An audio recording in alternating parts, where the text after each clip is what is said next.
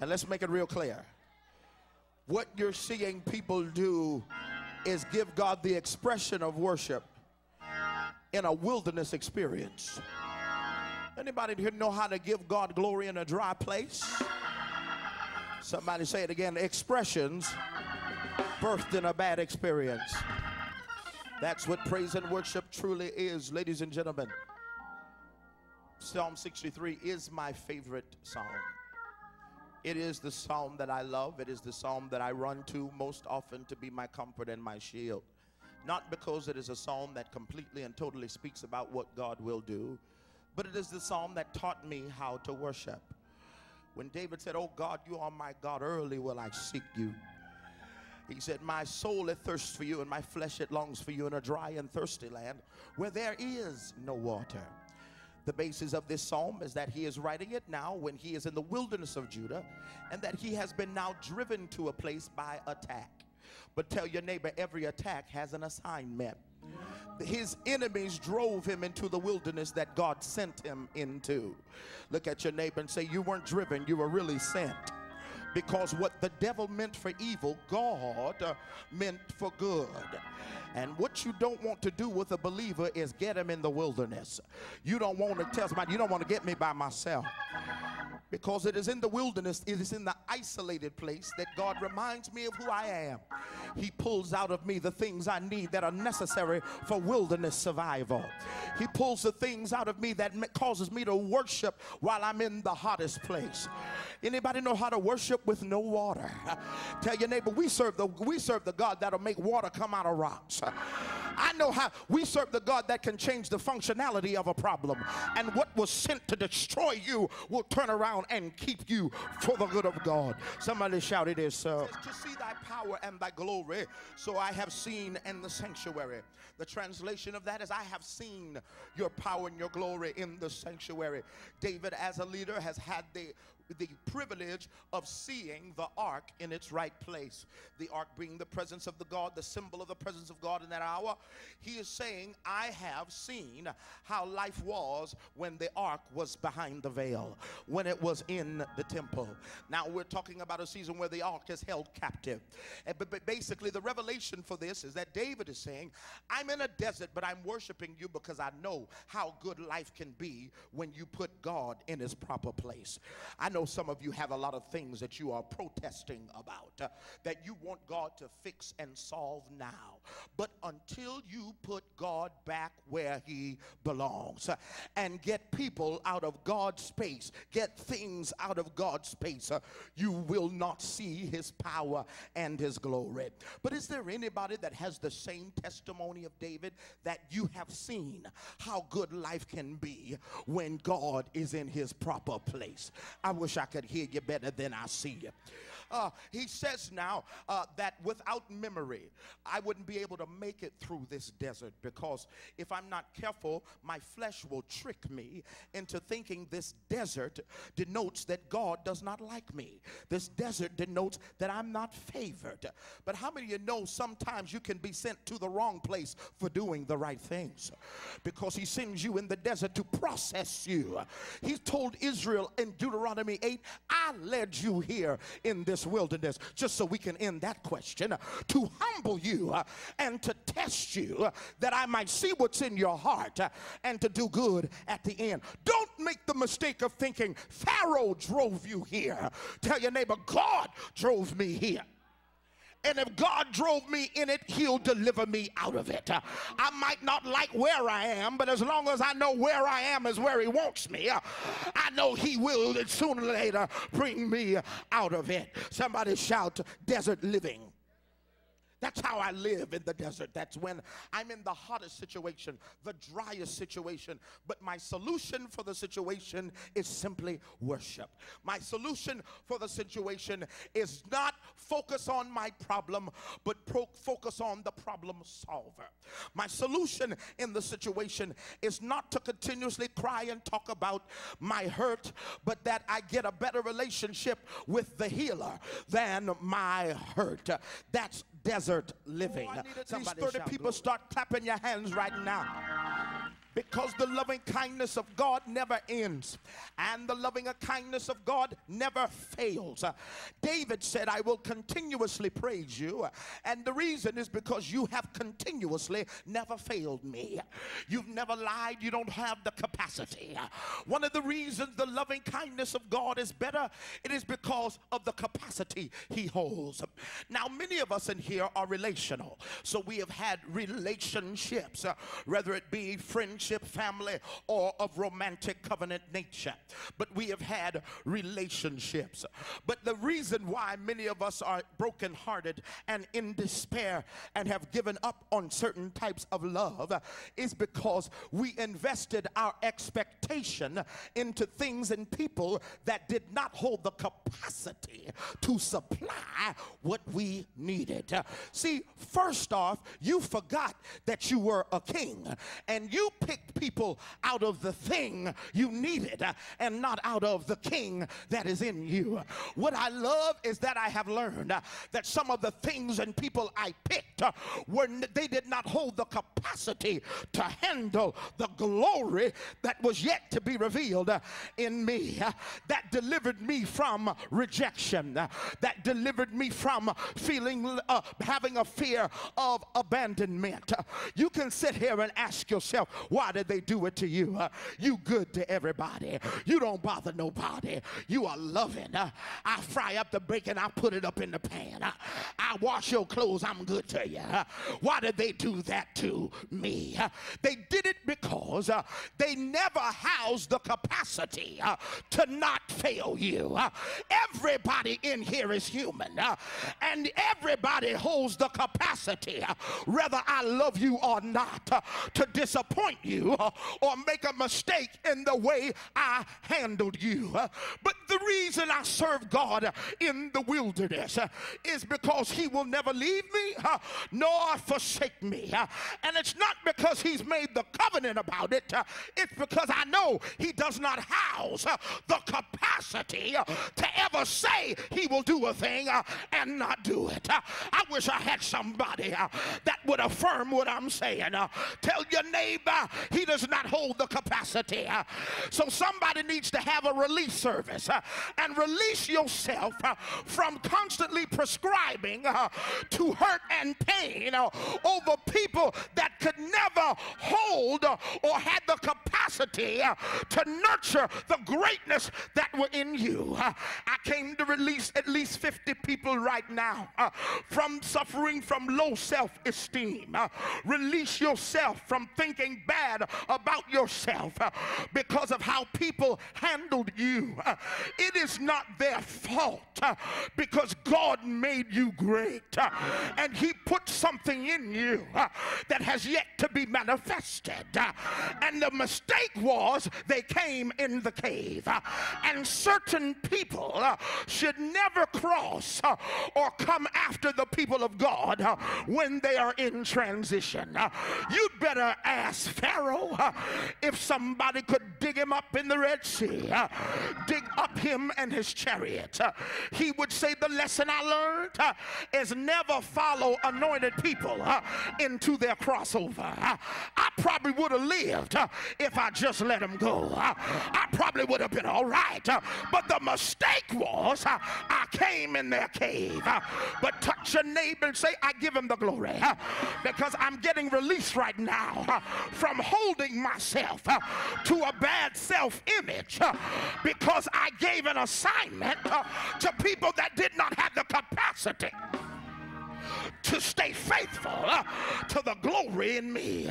Touch your neighbor, say, you are a big deal, and everybody can't handle a big assignment. Stronger than life houses the ability to support life. Anything stronger than life houses the ability to support life. Now I've got to give a real revelation about even some of our church jargon and rhetoric. We've said stuff like, I don't look like what I've been through. We've claimed stuff like, I've lived through what others other people died in. Yeah. We said stuff like that, but we didn't really understand the type of praise that was required from that type of statement because we didn't have the true revelation. His loving kindness is stronger, my God, than life. It is the life support.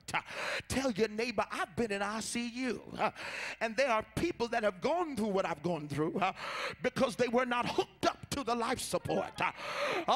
Some of you, we've been through some hard stuff. We shouldn't have made it out alive. But the reason why I'm settling the bout for better is because while I was in ICU, the loving kindness of God was stronger. It kept my heart beating when it was broken. When I said I'm giving up, I had said I'm throwing in the towel. But for some reason, I never lifted up my hands and I never threw the towel in. I went to bed saying, this is it. I'm tired of this and I'm not doing this no more. So I came out of bed that morning with a different mind than when I went to bed with. Who am I talking to? Some of you just like me. Some nights you go to sleep determined that you're not going to do it no more. You're determined, I'm sick of it. I'm tired of it, and it's not helping me, and it's not working out, and I quit. Anybody ever quit before? And I quit.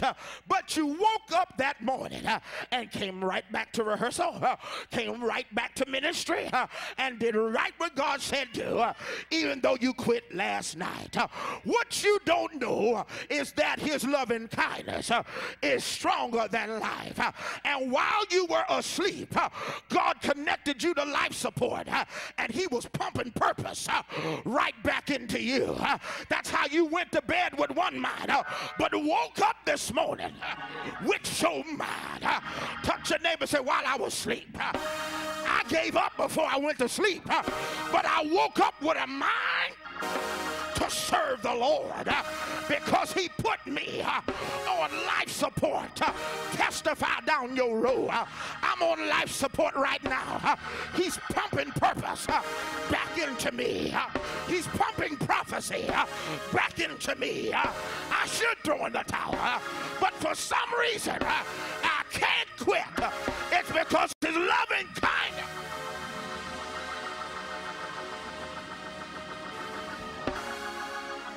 is stronger now than life. I got to stop right here. He says, so I will praise you because your loving kindness is better than life.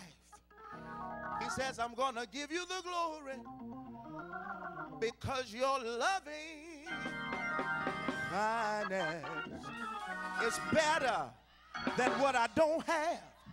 It's better than who left, who won't help, who won't answer the call, who won't return my text, because I got a phone in my book. And when I call him, he will answer. My grandma used to say, if you call on Jesus, I wish I was, man, y'all getting on my nerve.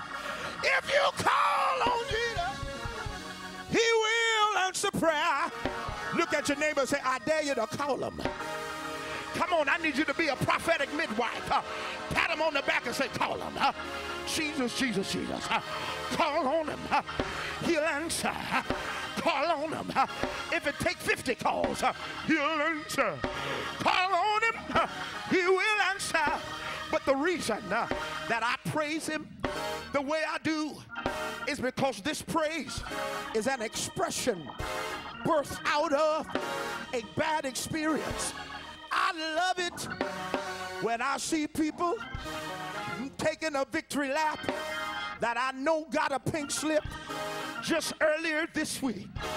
That helps me to know that they are now tied into a deeper reason.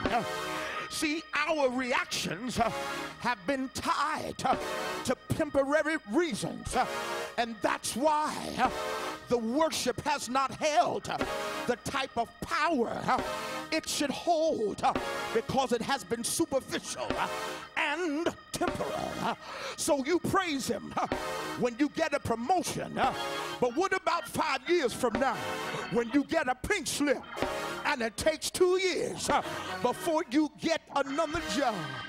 You know you're tied to God when you've been unemployed for 2 years, and you will say, I will bless the Lord at all times, and his praises shall continually be in my mouth. The problem with reacting to temporary reasons is that when you get a new car, you can take a victory lap, but 10 years later, when the new car is an old one, can you still take a lap with a dilapidated car? And if you connect your reaction to worship to a more permanent reason, jobs will fail, cars will fail, people will fail, but the loving kindness of God goes from everlasting to everlasting. It's a permanent reason for a permanent reaction. I am disconnected from temporary reasons because he's worthy of the praise.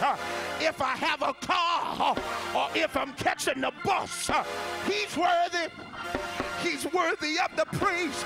If I've got money in the bank or a negative balance, I said he's worthy.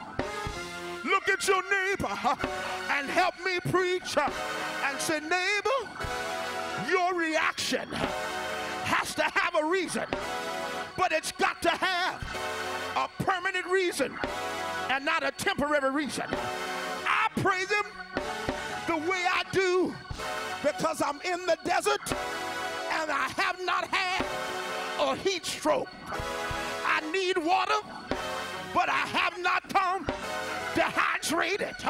There's something more permanent about the Lord that he will keep you in light in dark times, keep you in peace in crazy times.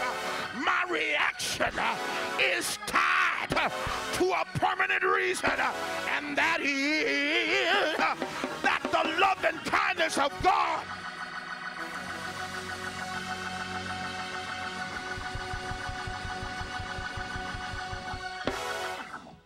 reaches way beyond this temporary situation I'm in right now. Praise and worship leaders, service MCs, pastors and preachers,